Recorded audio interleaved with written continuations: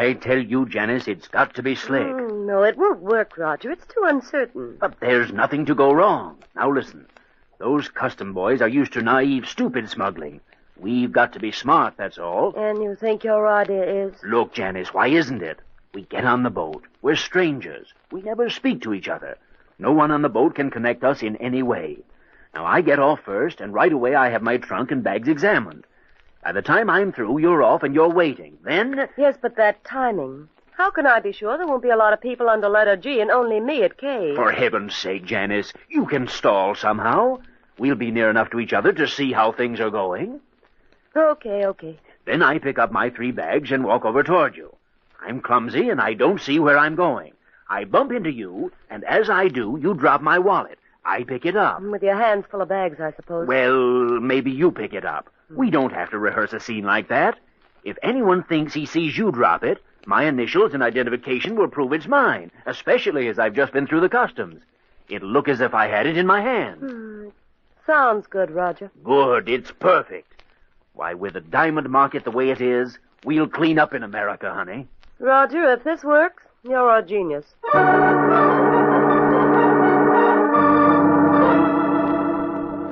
That all you want to declare, Mr. Griswold? That's all. You're clear then, Mr. Griswold. Guess you're glad to be home. I certainly am. More than you can guess. Yeah, it must be pretty tough in Lisbon, even for Americans. Oh, can you manage that packing by yourself? Oh, yes, thanks. I must be clumsy about this now. There's Janice, good girl. She's just arrived. Fine. Well, here we go. Oh! I beg your pardon. Well, why don't you look where you're going? Oh, just a minute. I think you dropped this wallet. What? Oh, yes. I guess I did. Oh, thanks very much. Wait a minute there. He didn't drop that, miss. You did. Oh, no, you're mistaken. That isn't my wallet. Well, indeed it isn't. I saw you drop it, miss. Say, what's going on here? Oh, nothing's going on. This gentleman ran into me and dropped his wallet, and I picked it up, and that's all. How do you know it's his wallet? Because his initials are on it. Oh, they are they? What are your names? Janice Kite. I'm Roger Griswold, but I don't Well, see... Janice Kite and Roger Griswold, you're both under arrest for smuggling. How did the customs official discover their trick? In just a minute, we'll hear. First, a word from our sponsor.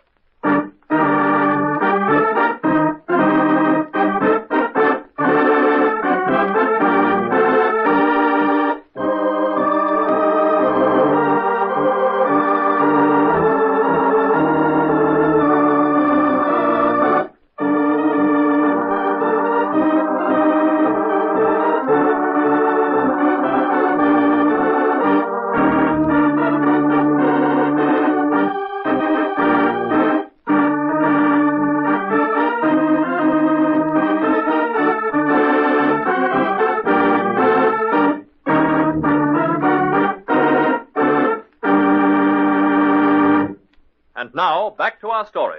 Look here, you can't arrest me for smuggling. Well, you remember I asked you, Miss Kite, how you knew it was his wallet that had dropped. Yes. You said you knew it was his because his initials were on it. Well, aren't they? Yes, his initials are there, all right, but on the inside. And when the wallet dropped to the floor, it didn't fall open, so you couldn't have seen them.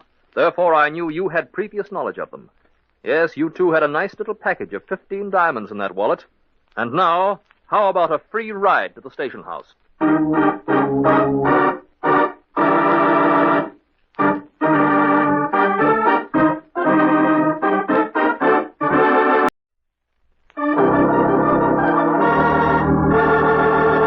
Another 5-minute mystery.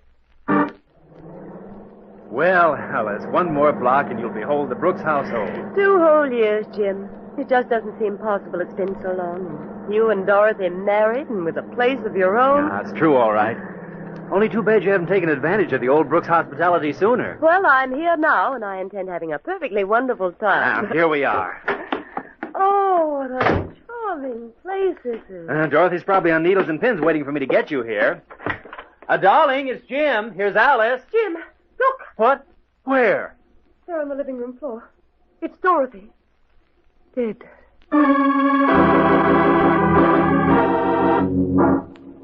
Mr. Brooks, I'm afraid you and Miss Manning will have to submit to some routine questioning. Well, I'll be happy to help in any way I can, Inspector. Thank you, Miss Manning. Now, Mr. Brooks, while we're waiting for some information I phoned for, I want you to tell me exactly what happened this morning. There's nothing much to tell. Both my wife and I were quite excited, expecting Alice, that is, Miss Manning here, to visit us from Chicago. I was to wait until she called me at the office. And you were there all morning? Yes, until Miss Manning's train arrived and we came out here. Well, I had written Mrs. Brooks, Inspector, telling her that I'd call Jim at the office as soon as I arrived. The train was an hour later. We could have been here early and maybe have prevented this. Well, that remains to be seen. Apparently, Mrs. Brooks was sitting here in this chair, putting red polish on her fingernails, when she was shot from behind. The polish is spilled all over the carpet, and she was still holding the tiny brush in her hand. She must have recognized her attacker, and since she did not die instantly, she printed these 3 initials here on the floor with the polish. D.O.C. D.O.C. I wish we could tell whose initial she was trying to reveal. You're sure you don't know anyone whose name would fit that? Well, positive, I can't... Why, that... Yes, Miss Manning? Can you think of somebody with the initials? Well, D.O.C. spells Doc, and it's Mr. Brooks's nickname. Well, it can't be. Yes, Mr. Brooks? I haven't been called Doc for over 2 years. It was a nickname I picked up in school.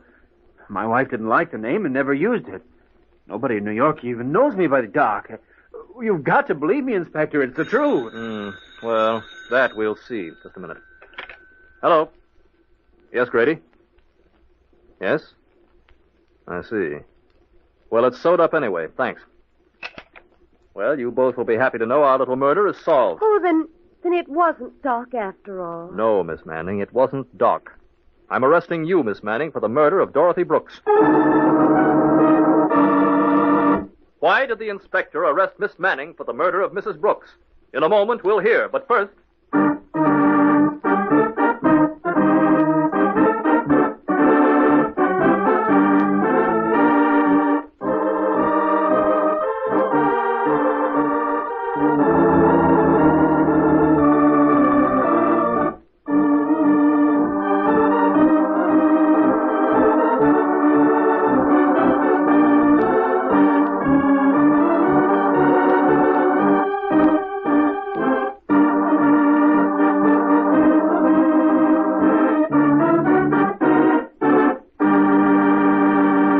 And now, back to our story. How dare you arrest me? I was still on the train. Your train wasn't late, Miss Manning. That phone call just verified the fact. You came out here, murdered Mrs. Brooks, returned to the station, and called Mr. Brooks to pick you up. But that wasn't what really gave you away, Miss Manning. Too bad you didn't know Mr. Brooks was no longer called Doc when you printed those letters on the carpet. The next time you leave a name as a clue to throw suspicion, you'd better get the name right. But, of course, there won't be a next time, will there, Miss Manning?